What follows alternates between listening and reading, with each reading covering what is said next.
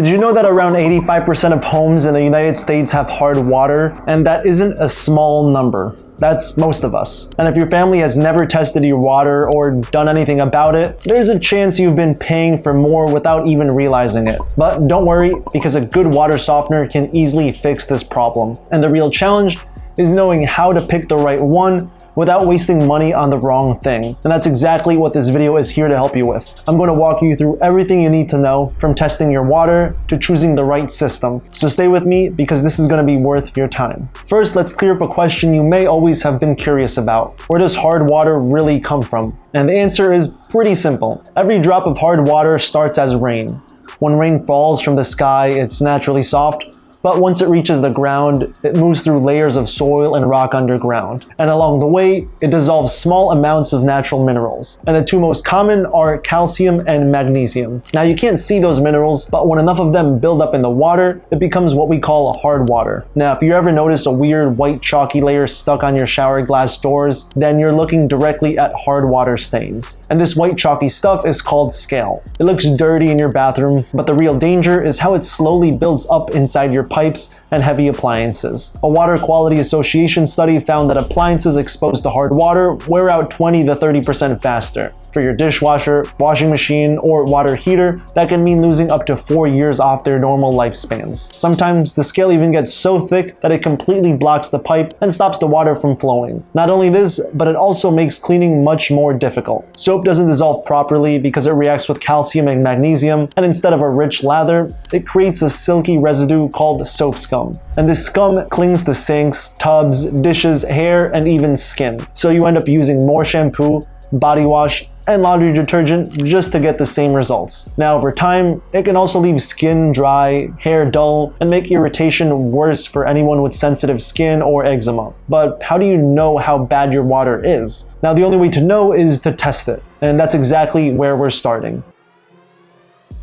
Now, this is one step you really shouldn't skip, since it helps you determine what kind of water softener you actually need. So before you buy anything, make sure you know what's inside your water. The goal is to find out how hard it is and whether there are other things like iron that could affect the type and size of system you need. Now, the easiest option is to get a professional water test from a local water treatment company or a certified laboratory. Many companies even offer free hardness testing. And if you want a quick answer, you can also pick up a home water test kit online or at a hardware store. And most of these are as simple as dipping a strip into a glass of water and matching the color. And just so you know, they work well for a general estimate, but they aren't always as accurate as a professional analysis. And if you're on city water, a good place to start is your utility company's annual water quality report. Now, it may not tell you everything you need to know, but it can give you a good starting point. And for well water, testing is even more important, because water quality can vary dramatically from one property to the next. And once you have your results, the first number you want to look for is hardness. Water hardness is measured in grains per gallon,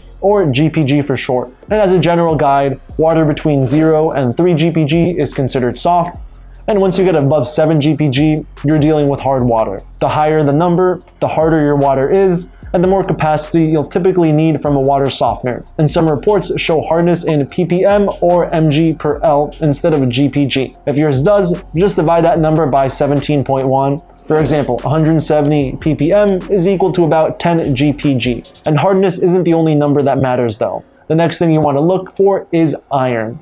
And iron is common in many water supplies, especially well water.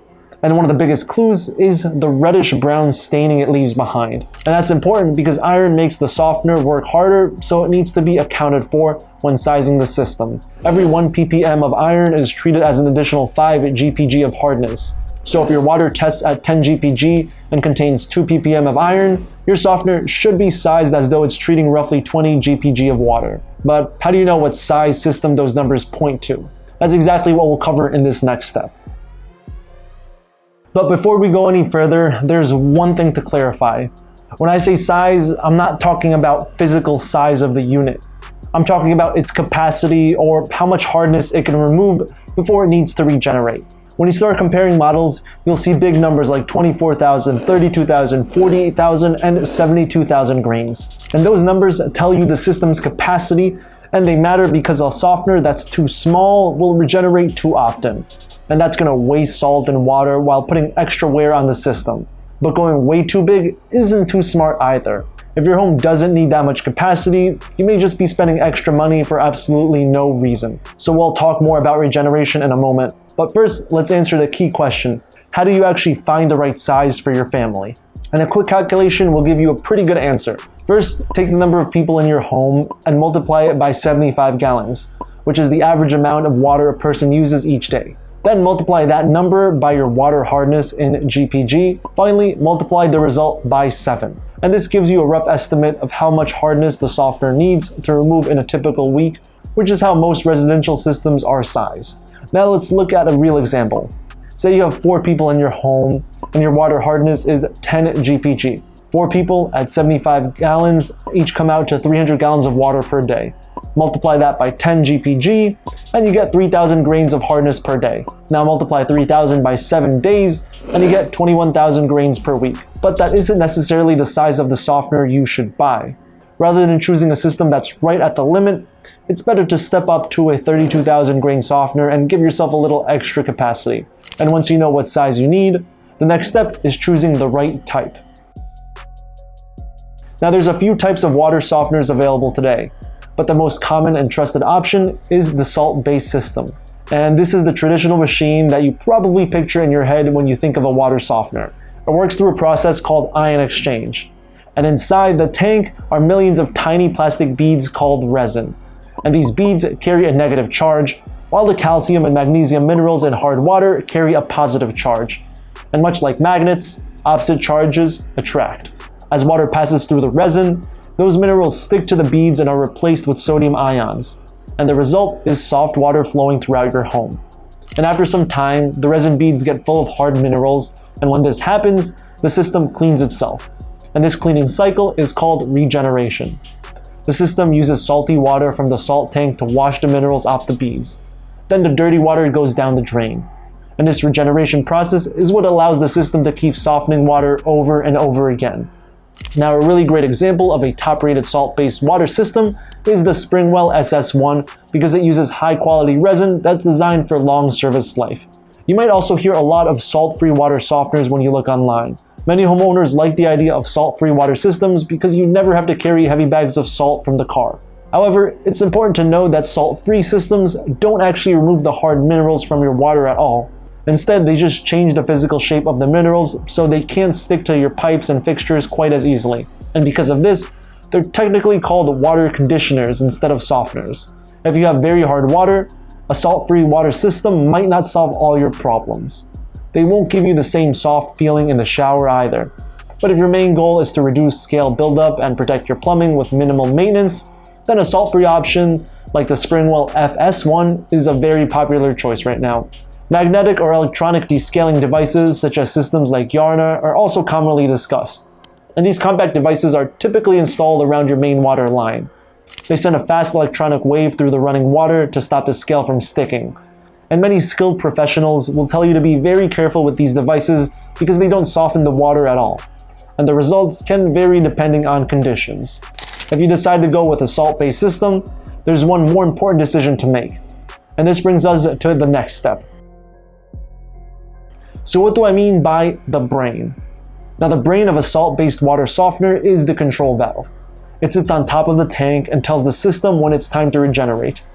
Older systems often rely on what's known as a timed valve, and with this design, the softener regenerates on a fixed schedule, whether it actually needs it or not. The problem is that the valve has no way of knowing how much water your household has used, even during periods of low usage. It may still regenerate and waste water and salt, and that's why most homeowners are better off with a metered valve. Instead of following a schedule, it tracks your household's water usage and only regenerates when necessary. And if usage goes up, like when guests are staying over, it can even adjust to clean itself sooner. And just to quickly circle back, the Springwell SS1 I mentioned earlier is designed with a metered valve, and you can monitor the system right from your phone thanks to its built-in Bluetooth connectivity. And now, let's move on to step 5 and talk about how to buy and install this system. So in big box hardware stores, you'll find water softeners from brands like Whirlpool or Rheem at relatively affordable prices. Many whole house systems cost just a few $100s, which can make them seem like a great value. However, lower cost models often use simpler components and entry-level valves, so they may not last as long as higher end systems.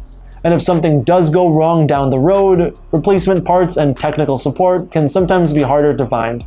A good alternative is to look at higher quality systems from established water treatment brands, which are often sold through specialist online retailers or local water treatment companies. Besides Springwell, you'll come across names like Fleck-based water systems, Connecticut Aquashore, and Culligan. While these systems cost more upfront, they come with longer warranties, better components, and stronger customer support. And if you're comparing Springwell and Aquashore right now, I've already put together a video covering both in detail, so be sure to check that out. Now, once your system arrives, the next step is installation. If plumbing is relatively straightforward and easy access, professional installation will cost a few $100s in labor, though the price can increase if additional work is required, like relocating pipes or adding a drain line. And if you're comfortable with DIY projects and feel confident cutting and joining pipes, you may be able to install the system yourself. A lot of modern systems come with quick connect bypass valves that simplify the installation process, and these connections can make setup much easier and may reduce the amount of plumbing work required. You can also find plenty of helpful installation videos online that walk through the process step by step. And in many cases, the hardest part is simply moving the tanks into place and making sure all the connections are secure. And once your softener is up and running, the main ongoing task with a salt-based system is keeping an eye on the salt level and adding more water when the brine tank runs low. But keep in mind that you can't just pour in regular table salt from the kitchen. It's much finer and contains additives that may create buildup inside the system over time. Instead, you'll need salt specifically designed for water softeners. So next, let's talk about the different types of softener salt and which one is best for your system. When it comes to softener salt, there's only a few main options to choose from, and all of them can soften your water, but they behave a little differently inside the brine tank, and the costs can vary as well. Now, the most common option is salt pellets, and these are small compressed pellets that dissolve slowly and evenly in the brine tank. And because they tend to leave behind fewer impurities and are less likely to form clumps, pellets are generally considered the best all-around choice for most water softeners. They resemble coarse rock salt and are typically made from evaporating salt water. Then there's crystals, which resemble coarse rock salt and are typically made by evaporating salt water. Compared with pellets, crystals are a bit less expensive, which can help reduce operating costs. And that said, they contain more impurities and are somewhat more likely to form clumps or create buildup in the brine tank. And if you use crystals, it's a good idea to check the tank occasionally and clean it when needed. You'll also find block salt. Instead of loose pellets or crystals, they come in large, solid blocks. Now, not every water softener is designed to use block salt, so it's important to check your owner's manual before buying it. And if you'd rather avoid sodium altogether, potassium chloride is another alternative. It looks similar to regular softener salt, but it doesn't contain sodium, and some homeowners choose potassium chloride when they need to limit their sodium intake for health reasons. Now, in fact, a properly functioning water softener adds only a small amount of sodium to the water, and for most households, that isn't a significant concern. Still, potassium chloride can still be a good choice if reducing sodium is a priority, and it works a lot in the same way as regular softener salt, although it typically costs more. And while we're on the topic of salt, I'd say keeping the tank topped off is about the only routine maintenance you'll need to do. The rest of the process is handled automatically by the system itself. Still, every now and then, don't forget to check for a salt bridge, which is the hard crust that can form above the water level and stop the salt below from dissolving properly. And if one develops, you can just easily break it apart with a broom handle. Some homeowners also like to use a resin cleaner once a year to keep the system in good shape over the long term. And that's my full guide to choosing the best water softener for your family. I hope this makes the whole process a lot less overwhelming. Thanks for watching, and I'll see you in the next one.